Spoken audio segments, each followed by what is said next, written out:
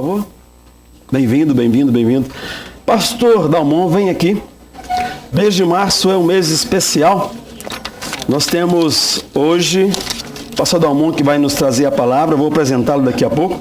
Semana que vem o nosso pastor Seni, pastor da Igreja Mãe, lá em Toronto. Na outra semana, também de Toronto, nós teremos uma conferência com a missionária Daisy, sábado e domingo, sobre um livro muito especial, Conhecendo Jesus, conhecendo o Jesus a partir do contexto histórico. Ela vai estar aqui lançando esse livro e aí nós vamos seguindo no março, muito especial. Esse menino aqui, bonito, né?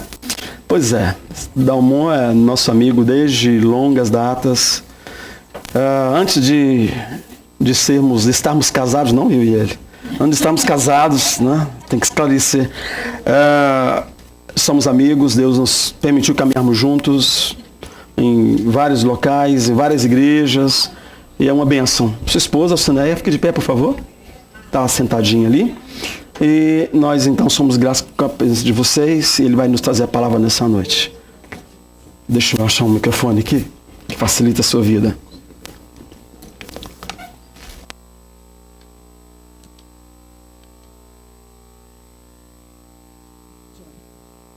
Vamos orar mais uma vez? Sentadinho como você está. Papai, é o teu servo. Sobre ele a tua bênção. Sobre nosso coração a tua bênção. Em nome de Jesus. Amém. Deus te abençoe. Amém. Graça e paz, queridos. Então, estou feliz de poder conhecer mais uma parte da família de Deus. E falei lá em Toronto que para mim é um privilégio poder compartilhar a palavra de Deus, poder conversar sobre o Evangelho. Então, estou muito feliz, sem demagogia, de estar aqui conhecendo mais um grupo, mais uma igreja, mais um povo que vai morar no céu. Amém? Eu quero, sem delongas, te convidar a ler alguns textos. Nós vamos ler 2 versículos aqui dos livros que eu vou citar agora. Provérbios capítulo 22, verso 28. Você que gosta de marcar, pode ir marcando na sua Bíblia, anotando. Provérbios 22, 28.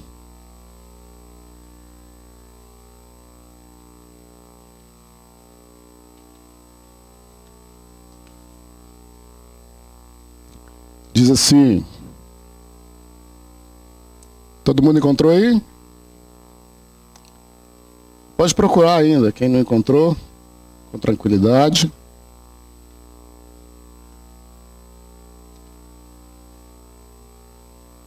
Provérbios 22 e 28.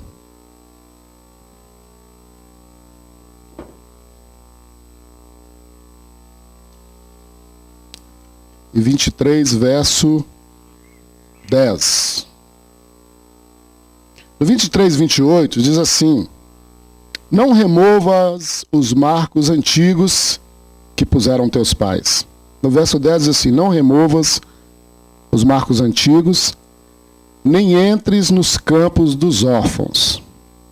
Agora eu quero que você leia comigo Zacarias capítulo 4, verso 6 e verso 10.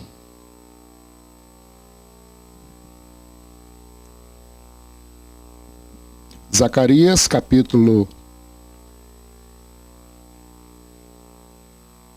4, 6 e 10. Estamos fazendo salteado assim por causa da ordem que está aqui, mas vamos lá. Zacarias capítulo 4, versos 6 e 10 diz assim: a parte C do versículo, divide o versículo por 3, a terceira parte diz assim: não por força nem por violência, mas pelo meu espírito, diz o Senhor dos Exércitos. O verso 10 diz assim: pois quem despreza o dia dos humildes começos, esse alegrar-se-á vendo prumo na mão de Zorobabel. Aqueles 7 olhos são os olhos do Senhor que percorrem toda a terra. Agora Jeremias capítulo 6, verso 8 e verso 16. Jeremias capítulo 6, verso 8 e verso 16. Jeremias capítulo 6, 8 e 16. Verso 8.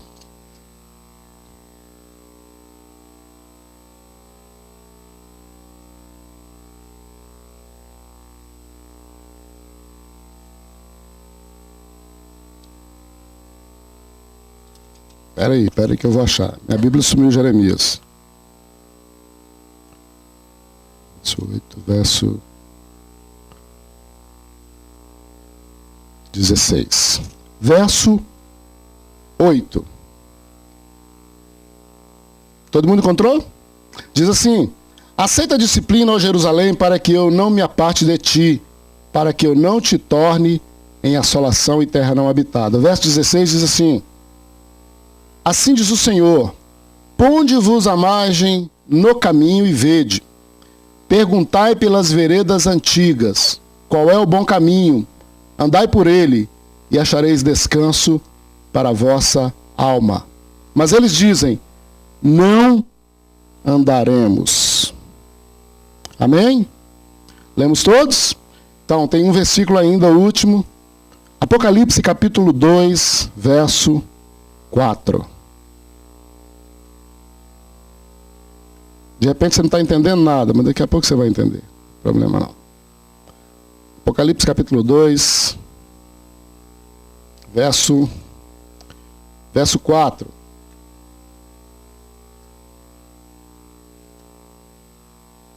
Todo mundo encontrou? Verso 4. Tenho, porém, contra ti que abandonaste o teu primeiro amor. Verso 5. Lembra-te, pois, de onde caíste, arrepende-te e volta à prática das primeiras obras. E se não, venho a ti e moverei do seu lugar o teu candeeiro, caso não te arrependas. Amém?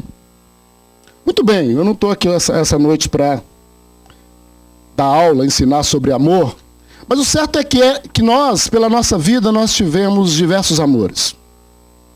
E outro dia eu estava me lembrando da minha professora do primário. Não me apaixonei por ela, claro, mas era uma referência. Eu fico imaginando que tudo que eu sei hoje, eu fico imaginando que tudo que eu consigo ler, tudo que eu consigo interpretar, foi fruto do amor daquela professora, foi fruto do amor daquela mulher. E passando pela vida, nós temos diversas situações, pessoas e lugares que nos marcaram. Tenho certeza que se eu pedir agora para você fechar o olho e tentar rememorar algumas cenas do passado, alguns amores do passado, você vai se lembrar certamente. Do lugar que você ia quando você estava de férias, dos seus amigos de infância, dos seus amigos da escola, dos livros que você leu, dos filmes que você assistiu, das experiências que você vivenciou e que ficaram marcadas na sua memória. E é sobre esse amor, é sobre esse tipo de volta para esse amor que nós falaremos essa noite. Bom, nós lemos aqui em Zacarias, no capítulo 4, Zacarias falando sobre os pequenos começos. E aqui tem uma palavra, tem uma profecia de consolo. Nós aprendemos pela vida que profecias, elas têm objetivos específicos. Um dos objetivos da profecia é consolar. Outro objetivo da profecia é edificar, é trazer crescimento, é construir. Outro objetivo da profecia é exortar, é chamar para junto, é conversar, é chamar a atenção, é reorientar, é direcionar. As pessoas têm até um ditado lá no Brasil, acho que aqui o pessoal talvez não fala, e eu estou sempre corrigindo alguém. As pessoas dizem, olha, o pastor está dando cajadada. O pastor hoje deu muita cajadada no culto. Não existe essa palavra cajadada. Até mesmo porque o cajado, ele tem um formato de chamar para junto, de conversar ao pé do ouvido, dizer o que está acontecendo. E eu fico imaginando a situação daqueles discípulos, daqueles 12 homens escolhidos por Jesus para caminhar com ele, para andar com ele e para dar prosseguimento à igreja. De vez em quando, eles tinham dúvidas, de vez em quando eles questionavam, de vez em quando eles faziam confusão. Chegou-se ao ponto dele dizerem para Jesus: Jesus, qual é o caminho? Qual é o verdadeiro caminho? Jesus estava todos os dias com eles, sentados, ensinando, eles vendo milagres, vendo uma série de mudanças, de conversões. E eles chegaram a perguntar: Jesus, qual é o caminho? Mostra-nos o caminho. Jesus, quem que é o Pai que o Senhor fala tanto? Mostra-nos o Pai. Jesus, como conquistar a salvação? Como permanecer no caminho? Eu acredito que Jesus, todos os dias, toda hora, estava sempre repetindo, para inculcar na mente daqueles meninos qual é o sentido do reino. E Jesus falava de coisas simples. Jesus utilizava a terra, as sementes, a chuva, coisas bem comuns, coisas do dia a dia. Jesus não complicava.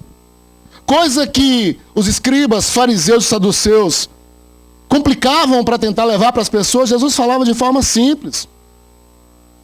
E aí Jesus se utiliza das parábolas. O que eram as parábolas? As parábolas eram histórias inventadas ou não, para poderem eclodir, para trazer à mente daqueles homens uma grande verdade. Então o texto está dizendo sobre o valor dos pequenos começos. E que bom que nós servimos a um Deus que gosta de pequenos começos. Se a gente pegar a Bíblia de Apocalipse, nós vamos ver homens, até então, pela sociedade, visto como sem expressão, homens pequenos. Nós vamos ver lugares, até então, pequenos, sem nenhuma expressão também, sem nenhum valor. Atitudes, falas, que talvez o povo, a comunidade, a sociedade não valorizou, Jesus valorizou. Então eu quero dizer para você uma coisa essa noite. Se você às vezes pensa que está pequeno, que a sua ideia é pequena, que o seu caminho é pequeno, que o lugar onde você, esse espaço que você está é pequeno, que o seu conhecimento é pequeno, quer dizer que você é bem-aventurado. Isso é sinal que dentro de você o seu espírito está clamando por mudança. Seu espírito está querendo caminhar, seu espírito está querendo dinamizar dentro de você um movimento em relação a aprender mais de Jesus. E por isso que a Bíblia está falando sobre valorizar os pequenos começos. Eu me lembro que, ao assumir uma igreja, ainda seminarista, no ano de 89, e eu trabalhei com artes gráficas muitos anos, quase 20 anos trabalhando com artes gráficas, então a gente tem um olhar crítico sobre a arte. E aí uma menina fez um cartaz no dia do pastor lá, de cartolina, e colou umas letras assim e tal, tudo mais, e colocou uma referência de um versículo, e chegou e me entregou. Em outro tempo, talvez olhasse aqui e falasse: mas que porcaria que essa menina fez, o que ela está querendo dizer com isso? Que cartaz mal feito. Ela poderia ter gastado um dinheiro a mais e feito um banner, né? Com a minha foto, pastor, felicidades pelo dia do pastor e tal, tudo mais.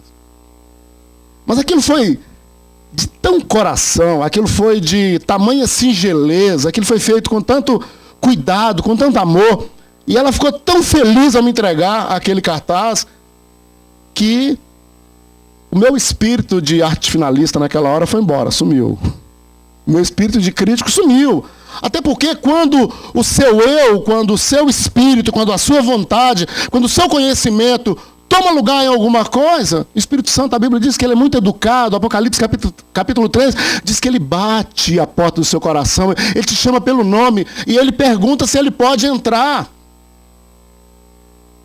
Quando o nosso eu entra em algum discurso, quando o nosso eu entra na nossa arte, quando o nosso eu entra na nossa vida, o Espírito Santo fala: tudo bem, deixa eu ficar aqui de lado, deixa você fazer. Ele é muito educado. E é por isso que Deus tem um grande interesse nos pequenos começos. Amém? Por isso Deus tem interesse nos pequenos começos. Então a gente precisa começar. Na realidade, eu vou dar um exemplo aqui muito interessante, mas a gente precisa começar. Paulo, ele cita na Bíblia, em diversos versículos, elogiando a vida de alguns irmãos e de algumas igrejas que não tinham, de repente, nem para eles. Estavam com dificuldade financeira, estavam com dificuldade de prosseguir, uma série de problemas na igreja. E Paulo elogia esses irmãos, ele diz: eu fiquei muito comovido com a atitude de vocês em me acolher. Eu fiquei muito comovido com vocês em mandar oferta e ajuda para outra igreja que está precisando. Algo que eu fiquei muito comovido na vida de vocês é com a simplicidade de vocês. Nós precisamos, eu falo sempre na minha igreja, nós precisamos buscar duas coisas de Deus. O tempo todo, e todo o tempo: discernimento e sabedoria. E quando eu fui olhar o significado da palavra discernimento, significa descarnar. Discernir é fazer o que um bom açougueiro faz. Pegar uma faca e ir em todo lugar saber onde tem a carne boa e tirar do osso. Isso é discernir. Mas tem algo que nós precisamos pedir a Deus também. O tempo todo nas nossas orações, não podemos esquecer de fazer isso. Pedir a Deus que nós sejamos pessoas simples. Investir em pequenos começos, em começos humildes, é investir em coisas simples. Começar com coisas simples. E nós temos diversos exemplos de homens que caíram, diversos homens que morreram, diversos times de futebol que perderam, e perderam feio. Você que gosta de torcer, aquele 7-1 do Brasil está entalado na garganta, não vão esquecer nunca. Quantas pessoas investiram em churrasco para assistir aquele jogo? Quantas pessoas investiram em telão, e em cadeiras, e em espaços para assistir aquele jogo? E foi só decepção, decepção atrás de decepção. Por quê? Qual era o discurso? Não tem para ninguém. Você está vendo a Itália? Tá porcaria. Você está vendo Portugal? Não chega lá. Você está vendo fulano? Não chega, não tem jeito. Ali não vai dar para ninguém, vai dar para nós. E isso é muito sério. A Bíblia Sagrada traz um exemplo de uma cidade chamada Ai. O povo de Israel estava vindo conquistando, lutando, conquistando. Chegou diante dessa cidade, que era pequenininha, até o nome dela, Ai. Perdeu e perdeu feio. Morreu muita gente naquele dia. Sabemos que tinha pecado no meio do povo. Mas o que o pecado faz? Eu tive um mestre que ele dizia que pecado você pode traduzir por egoísmo. O que o pecado faz no coração da gente? Bom, eu não preciso de Deus, eu posso caminhar sem Deus. Então, eu me coloco num lugar, o pecado coloca as pessoas num lugar, num pedestal, onde eu sou autossuficiente, onde eu posso caminhar. E eu estou seguro para fazer isso. E como eu disse, o Espírito Santo é educado. Eu vou citar daqui a pouco sobre o filho pródigo. É muito interessante a atitude daquele pai, do filho pródigo. Então, o primeiro ponto é que nós precisamos valorizar os pequenos começos. Ah, pastor, eu não tenho nada. As viúvas também não tinham. A botija com um pouquinho de azeite, com um pouquinho de farinha. Gideão, quando o anjo procura, ele diz: ah, você está enganado, meu filho, bateu na porta errada, não sou eu não. Deve ser meu vizinho, deve ser alguém. Olha, eu sou o menor, eu sou o mais sem expressão de todas as tribos que existem aqui. Sou fraco. Eu não sou guerreiro. Rapaz, eu sou agricultor e estou aqui pegando um restinho de comida e escondido. Com medo dos inimigos. Eu sou medroso, sou covarde. Eu não tenho nome, ninguém me conhece. Pergunta sobre Gideão, é para você ver na cidade, ninguém me conhece. Eu não sou um figurão. Eu não sou alguém que Deus vai usar. E a resposta do anjo do Senhor para ele era: varão valoroso, você tem valor, tem jeito para você, você tem um pequeno começo. Aí dentro do seu coração tem algo importante que Deus escolheu. Eu fico pensando sobre a pérola, né? Para se conseguir a pérola é nas maiores das rusticidades. É a maior dificuldade. Os mergulhadores mergulham ali em apneia ali, eu não sei quantos metros, para tentar encontrar uma ostra, para depois ainda arriscar como uma loteria, abrir aquela ostra para ver se encontra ali dentro uma pérola. E como é que essa pérola é gerada? Ela é gerada por uma resistência. Cai um corpo estranho dentro dela, ela vai soltando um fluido, tentando eliminar aquele corpo estranho, não conhece, e ela vai e faz a pérola. E aí eu queria te lembrar sobre uma outra cidade muito interessante também, que a Bíblia fala em Apocalipse capítulo 3, no verso 14, que é a cidade de Laodiceia. Laodiceia tinha o melhor ouro, a melhor pérola e o melhor tecido da época. Pesquisando sobre a cidade de Laodiceia, eu descobri que em Laodiceia tinha uma faculdade de moda naquele tempo. Tinha uma escola de moda naquele tempo, porque eles tinham o melhor tecido. E todas as cidades afluíam para ali e vinham muitos mercadores, muitas pessoas para comprarem. E a cidade de Laodiceia dizia, nós estamos bem na fita. Vem todo mundo aqui buscar da gente e tudo mais. Mas o grande problema é que a igreja de Laodiceia estava parecida com a cidade de Laodiceia. A igreja de Laodiceia estava com toda a característica, com todo o discurso da cidade de Laodiceia. E Deus olha para eles e diz, olha, deixa eu falar uma coisa para vocês. Vocês não têm o melhor ouro. Igreja, vocês não têm o melhor ouro, vocês não têm o melhor tecido. Vocês não têm a melhor pérola. Porque a pérola lá de Laodiceia também servia para fazer colírio. Pesquisa sobre isso depois pra você ver. Pérola para fazer colírio, que loucura. Mas eles tinham a melhor pérola, e essa pérola servia para fazer colírio. E Deus diz, vocês são pobres, cegos e nus. E Deus diz, tem uma coisa que vocês precisam fazer, é voltar. Essa noite eu queria falar sobre volta, amém? Sobre volta, nós precisamos voltar.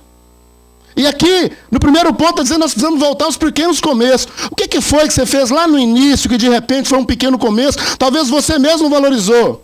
E a gente tem uma tendência a não valorizar o que a gente faz. Eu fazia meus desenhos, eu falava, isso aqui ficou muito ruim. E alguém chegava e valorizava. É aí que entra o José, é aí que entra o estimulador. E esse estimulador, muitas vezes, ele é anônimo. A Bíblia está lotada, a Bíblia está mostrando diversas pessoas na Bíblia que não tem nome, ninguém sabe. Só fala da nação deles. Meu avô contava uma história muito interessante. No tempo do Brasil Império, existia um homem, pago pela prefeitura, que vinha e acendia o lampião na rua. Eu gostava de ouvir o meu avô contar as histórias dele. E ele dizia assim, ó, quando o dia amanhecia, quando o galo cantava, começava a clarear, ele ia lá e apagava os lampiões. E aí, menino, né, eu falei assim, vovô, qual que era o nome dele?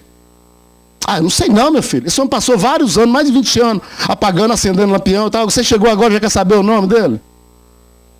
Não sabia o nome dele. Na simplicidade, na rusticidade, num pequeno começo, aquele moço fazia algo que trazia benefício para toda a cidade. Talvez o seu pequeno começo, aquele que você esqueceu, aquele que você deixou lá atrás, aquele que talvez nem você valorizou. Deus só está esperando que você retome esse pequeno começo. E no segundo ponto, querido, Jeremias está dizendo, olha, vão para o caminho, perguntem. Ele vai para o caminho, observe o caminho. Uma coisa muito importante que a gente aprende no conhecer científico, no conhecer acadêmico, é observar. E observar muito, investigar muito, provar muito. Mas quando se fala de vida cristã, a gente não quer fazer isso. Não, já está dito o que era para fazer, a Bíblia já diz que tem que fazer, eu não preciso fazer mais nada. Tem um esforço que eu e você precisamos fazer. Ele diz, pergunte pelas veredas antigas. Observar é diferente de ver, ok? Passa um carro na rua, você fala, eu vi um carro passando ali. Você fala assim, eu observei um carro passando ali. Era um carro de tal marca, era de tal cor. Somente se for homem, né? Que gosta muito de carro. De tal cor, de tal marca, e tem uns que falam até um ano. Eu tinha um colega que sabia o ano de tudo quanto é carro. Ele batia e falou, esse aqui é o lançamento da Ford, esse aqui é o lançamento da Toyota desse ano. Como é que ele sabe dessas coisas todas? O motor dele funciona assim, assado, funciona... E não era mecânico, não era vendedor de carro, não era nada. Mas ele era interessado. Jeremias está chamando a atenção para que as pessoas se interessem pela causa do Senhor. E essa profecia aqui de Jeremias é uma profecia de juízo. Muitas vezes Deus fala assim, eu vou fazer. E ele faz mesmo. E a gente se pergunta, Senhor Deus, por que Por que o Senhor só falou que ia fazer? O Senhor não me disse, olha, faça isso ou faça aquilo para evitar. Porque Ele é Deus, porque Ele tem poder de soberania e quando Ele quer fazer, Ele faz, porque Ele pode fazer, Ele tem o poder para fazer. Mas aqui não é uma profecia de consolo. Profecia de consolo, palavra de consolo na Bíblia é quando algo já aconteceu. Ah, depois que o fogo apagou, as meninas irmãs de Lázaro, né? Ah, Jesus, se eu tivesse aqui, ele não tinha morrido, não. O Cláudio Duarte, muito brincalhão, diz assim, quando a gente chamou o senhor para o senhor vir lanchar aqui na nossa casa, o senhor veio e fez um lanche, né? Mas agora o senhor sumiu. Meu irmão morreu. E muitas vezes a gente espera uma palavra de consolo, e aí a pessoa traz uma palavra de choro para a gente também. Ah, que bom que você está assim, eu estou com um problema maior do que o seu, vamos chorar junto. Vamos sorrir juntos. A Bíblia não nos diz que nós somos chamados para um caminho fácil. O evangelho que estão pregando por aí afora, que você tem que ser rico, que você não vai ficar doente, que você vai ser sempre vencedor, esse não é o evangelho de Jesus Cristo. Jesus falou para os discípulos em João capítulo 16, verso 33, ele disse, olha, e começa de uma forma muito interessante que parece que Jesus está ironizando. Ele diz assim, eu estou querendo falar uma coisa para vocês, mas é para vocês terem paz, viu? O que a gente espera quando alguém diz assim, vou te dar uma notícia de paz? Você espera que seja algo bom. Você espera que alguém vai alegrar o seu coração. Você espera que alguém vai trazer uma palavra de consolo. E Jesus diz assim, no mundo tereis aflições. Mas ele fala assim, tem de bom ânimo, se levantem, tenha boa vontade, porque eu venci o mundo. E tem algumas versões que trazem assim entre colcheito, e vós vencereis.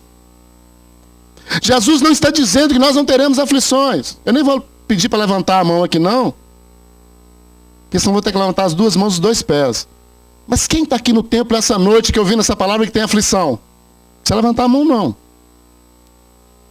Então deixa eu dizer uma coisa, bem-vindo ao clube. Eu também tenho. E a coisa é tão séria que você vence uma aflição hoje, filhos do Senhor, servos do Senhor, vence uma aflição hoje, amanhã vem outra aflição de outro tipo. Por quê? Quem nos disse, quem mentiu para nós e disse que depois da tempestade vem bonança? Claro que vem, mas quem disse que depois da bonança não vem tempestade de novo? A Bíblia em lugar nenhum se pode procurar, não existe. O choro pode durar uma noite, mas a alegria vem pela manhã. Mas quem falou, onde fala na Bíblia, que você não vai chorar de novo? Jesus está dizendo, olha, no mundo tereis aflições. Só Coríntios diz que juntamente com a tentação vem provisão, vem força para você poder suportar. Lamentações capítulo 3 vai dizer que a tentação vem, que a provação vem, que a aflição vem toda manhã. Mas o Senhor libera uma porção de misericórdia quando o dia amanhece, assim que se acorda, para você suportar a provação, para você vencer aquele dia. E deixa eu falar uma palavra para você que nem é profética não, está na Bíblia. Pode até ser profético, mas não fui eu que falei. A porção de misericórdia do Senhor para esse dia foi liberada na sua vida hoje quando você acordou. E só você chegou até aqui por causa disso. Só chegamos até aqui por causa disso, que a Bíblia diz que a misericórdia do Senhor, as misericórdias do Senhor são a causa de não sermos consumidos. Mas quando se fala de veredas, veredas antigas, eu fui ler sobre vereda, e vereda, você pode procurar no dicionário, vai dizer que é um caminho muito estreito e dificultoso. Caminho estreito e dificultoso. Quantos aqui já estiveram em alguma estrada e pôde observar nos montes, nos penhascos, umas trilhas e alguns animais naquelas trilhazinhas? Principalmente cabrito. Eles sobem nas pedras, eles passam nos lugares, a gente fica tentando imaginar como é que ele chegou ali, como é que ele vai sair dali. Pois é, a Bíblia está chamando a gente para a gente andar em veredas. Veredas antigas, não antigas no sentido de estar velho, de estar obsoleto, mas antigas no sentido de ter muita idoneidade moral. Eu fui militar por 30 anos. Me aposentei, vai fazer 4 anos. Na Polícia Militar nós tínhamos um linguajar, um discurso que era sobre a antiguidade. Fulano é mais antigo que você. Essa antiguidade era uma palavra que dizia que ele tinha primazia, que ele tinha precedência. Por quê? Porque ele chegou primeiro. Porque ele estudou mais. Porque ele se esforçou mais. E aí, mérito dele. Mas tem pessoas, e nós como crentes, como servos do Senhor, nós temos dificuldade de entender isso. De entender essa antiguidade, essa precedência. Seja ela por mérito, ou seja, por tempo mesmo. Nós temos essa dificuldade. E muitas vezes nós pensamos assim, poxa, mas será que fulano realmente vai... Será que realmente essa palavra dele tem valor? Assim, ele é tão novo. E começa no dia a dia, né? Quando você vai ao médico, chega lá, o médico tem 25, 30 anos, você olha assim, será que esse camarada... Será que ele é bom no que ele faz? Será que ele é realmente especialista? Então, queridos, o segundo ponto, o Senhor está nos chamando para voltarmos às veredas antigas. Não vou pedir para você levantar a mão também. Mas quantos se lembram da primeira experiência com Jesus? Foi algo que marcou a nossa vida, foi algo que marcou a sua vida. E você conta isso como um filme, você conta isso com detalhes. Quando, olha só que coisa interessante, quando eu estava no mundo fazendo bagunça, bebendo cachaça, enchendo a cara de droga, eu me lembro desse neguinho passando de violão um dia, com um grupo de jovens, num dia de sábado, tocando na rua lá. Nunca imaginei que eu fosse conhecê-lo, fosse me envolver com ele. Mas eu me lembro de uma palavra que ele deu assim, logo no início da minha conversão, na casa da minha namorada, que é minha esposa hoje. Eu me lembro dessa palavra com detalhes. Sabe por quê que eu me lembro com detalhes? Que essa palavra falou comigo, essa palavra mexeu comigo. O caminho é estreito, o caminho é difícil, o caminho é apertado, o caminho é cheio de pedra, o caminho é uma vereda. Mas o desejo de Deus é que nós andemos nesse caminho, que nós continuemos nesse caminho. E o profeta está dizendo, pergunta, questiona, cadê as veredas antigas? Tem muitas pessoas se perdendo, queridos, nos seus discursos, nas suas pregações. Tem muita gente se perdendo na fé. Tem muita gente perdendo a fé. Tem muita gente abraçando a apostasia. E isso não é só no Brasil, está no mundo inteiro. Está no mundo inteiro. Quer ver? Vamos pensar um negócio, bem rapidinho. Eu já vou acabar. As pessoas que foram referência para nós no passado, dos livros que nós lemos, das pregações fora de série, dos sermões que nós ouvimos, onde é que eles estão agora? Onde é que eles estão agora? Muitos deles já chegaram a declarar, eu não acredito em Deus. Esse negócio de céu é balela, esse negócio de Bíblia não está com nada. E foram pessoas que nos influenciaram para que nós pudéssemos conhecer Jesus. Então, o primeiro ponto, nós precisamos valorizar os pequenos começos. O que eu estou fazendo está muito pequeno, não está bom ainda. Amém, que você está tendo essa visão, que você precisa melhorar. Mas para Deus tem valor, amém? Olha, tudo que não daria em nada, tudo que era estéril, tudo que era pequeno na Bíblia, Deus falou assim, não, eu quero. Os homens disseram, eu não quero, te rejeito. Deus falou, eu quero. Pega um Davizinho que está lá no campo esquecido, pega um José, que também ficou esquecido, foi lançado no poço. Pega um Gideão, que não tinha nome, que não tinha expressão. Pega umas viúvas, que já estavam na última. Teve uma que chegou e falou, só vou pegar um cavaquinho ali, fazer uma comida para meu filho, depois vou deitar e vou morrer. E vou esperar vir os cobradores e levar meu filho. Eu fico tentando entender que amor é esse. Eu fico tentando, por que Deus valoriza esse negócio? Nada que vai dar certo. E tem um texto que também me chama muita atenção, lá em Jó capítulo 14, a partir do versículo 6. O texto diz que há esperança para aquela árvore que está cortada, aquela raiz de terra seca, aquela coisa que ninguém investe. Quantos aqui já viram um galho seco? Morto. É bonito de se ver. Já pensou alguém bater na porta da sua casa, em pleno dia de semana, e dizer assim, eu tenho uma venda para você fora de série. Eu estou com um produto novo aqui que é magnífico. Vai mudar a sua vida, vai mudar a sua história. E quando ele abre a mala, ele tira um galho seco. Quem é que vai investir num negócio desse? Quem vai comprar essa ideia? Quem quer isso? É só Deus mesmo. Talvez nós já estivemos assim, Talvez nós estejamos assim, talvez nós estejamos pensando assim. Mas o discurso de Deus, de Gênesis e Apocalipse, eu me lembro que uma vez eu estava prostrado, caído, em depressão, querendo desistir de tudo, inclusive da vida. O irmão chegou assim, colocou a mão no meu ombro, e ele falou assim, olha, eu vim aqui por amor, para te abraçar mesmo, te dar um abraço e tal, tudo mais, mas eu queria que você desse uma olhada na Bíblia. Onde na Bíblia que diz que Deus desistiu de você, desiste de você? Onde na Bíblia que diz que por você não vale nada, por fazer o que você fez, você precisa ser extirpado? Onde na Bíblia que tem isso? Você me mostrar? Ele falou, pelo contrário. Toda palavra que tem na Bíblia é, tu és meu filho, eu te gerei, não abro mão de você, não desisti de você, eu te amo, eu te amo, eu te amo, e foi por amar que eu dei o meu filho para morrer na cruz por você. E o terceiro ponto, querido, são os marcos antigos. Aqui está falando, aqui tem uma palavra de limite. Nós falamos de uma palavra de consolo, falamos de uma palavra de juízo, agora estamos falando de uma palavra sobre limites. A própria psicologia vai dizer que o homem não consegue viver sem limite. O homem não consegue viver sem limite. O grande sonho dos revoltosos, o grande sonho dos revolucionários, é o que eles dizem no discurso, é serem livres. Ser livre para quê? Para que não tenha porteira, para que não tenha limite. O Senhor Jesus está dizendo no capítulo 10 de João, as minhas ovelhas ouvem a minha voz, elas têm limite. Elas têm um aprisco, elas têm um lugar de dormir, elas têm uma hora de sair, elas têm uma porta para passar. Essa é a liberdade, não existe. Nos maiores códigos do mundo não existe um conceito de liberdade sem responsabilidade, não existe. Quando você pega o estatuto, você tem direitos e tem deveres. O camarada tocava rock lá, na banda de rock, tá muito louco aquele negócio, talvez para a igreja, chegou, passou, eu quero tocar aqui na frente. Eu sei música mais do que esses meninos seus aqui, ó.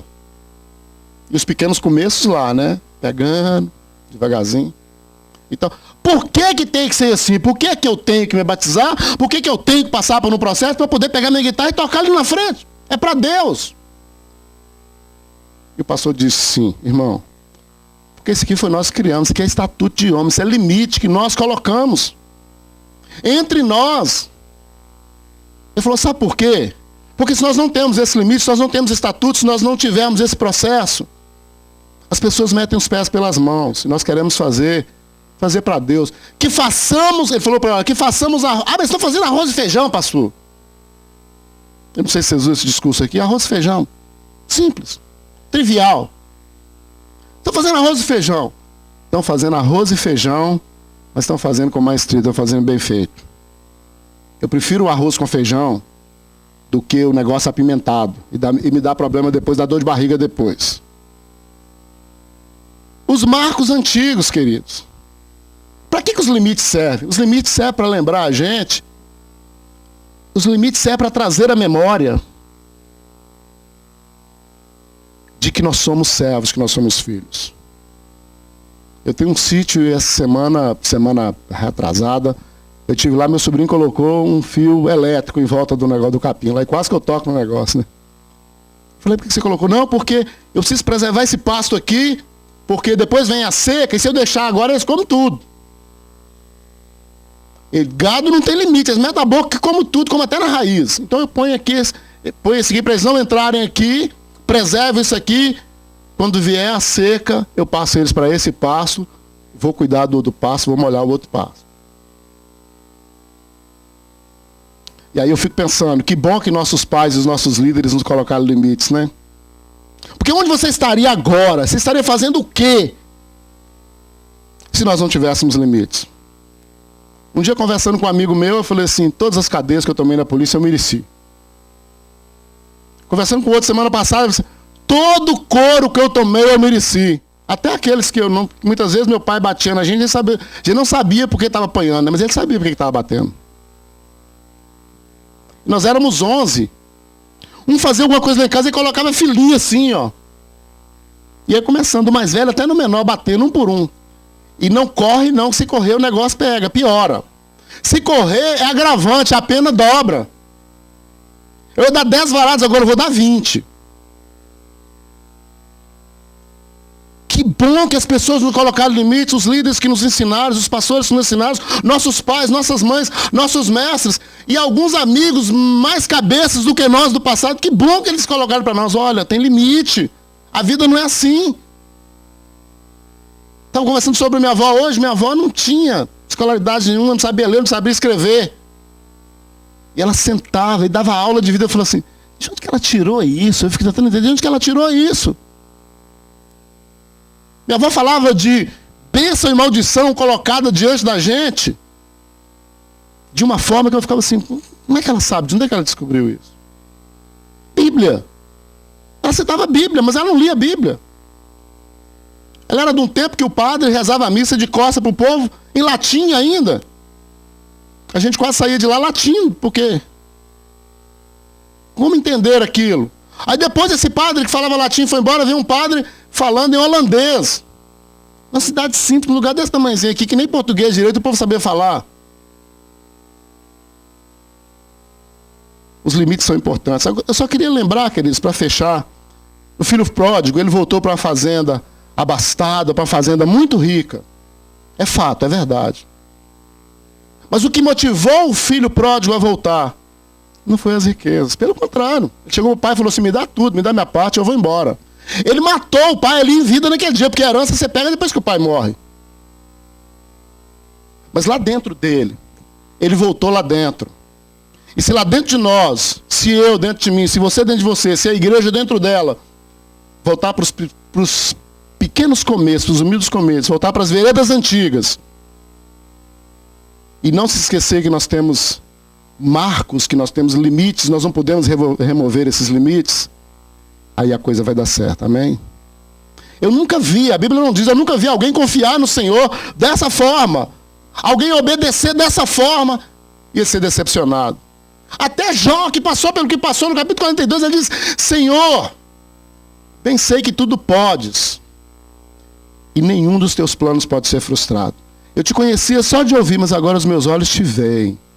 Agora eu conheço o Senhor com detalhes. Queridos, e voltar ao primeiro amor, o pastor Cleide me falou que é o tema da igreja, voltar ao primeiro amor, é voltar às coisas simples. Voltar ao primeiro amor é voltar para resgatar o que ficou para trás, é voltar para buscar o que foi perdido, é buscar o que foi esquecido. O filho pródigo só voltou, não foi por causa da fazenda, ele voltou porque lá dentro dele, eu acredito que aquele moço deve ter recebido ensinamento. Ele se lembrou dos pais, ele se lembrou do ensinamento, ele se lembrou dos pequenos rudimentos, ele se lembrou lá do início.